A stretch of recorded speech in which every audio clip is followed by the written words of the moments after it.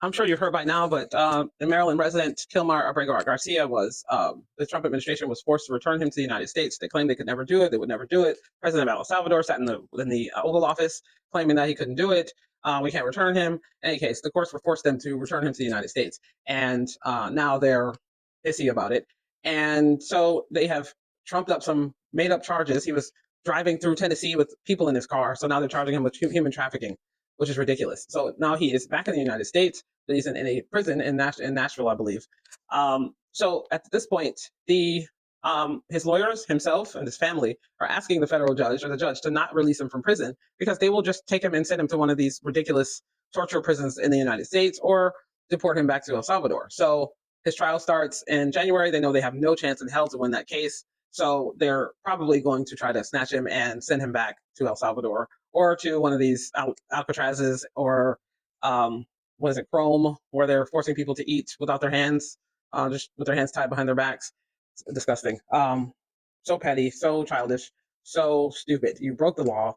Just take your punishment. You had to bring him back. Let it go. In any case, let's listen to WUSA 9 in DC. Talk about the case a little bit.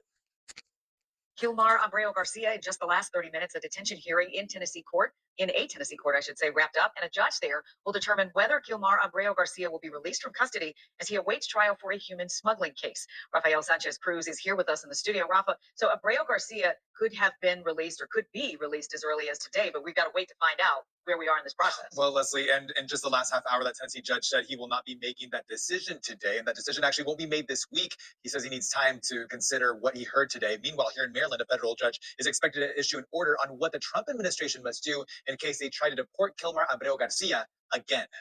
El pueblo unido jamás será vencido. Another court hearing and more uncertainty for the wife of Kilmar Abrego Garcia. Todos somos Kilmar. Today, advocates rallied beside Jennifer Vasquez-Sura outside a national court. The story of Kilmar, a Marylander who deserves justice, is the story of a system that is weaponized against immigrants and families who deserve dignity. Abrego Garcia has been in custody in Tennessee since last month, after he was brought back to the U.S. after being wrongly deported to El Salvador in March. Right now, he's a spirit, right? The Trump. So that's part of that report. Let's just hope that they keep him in custody or find some way to guarantee that these people won't try to send him back to El Salvador.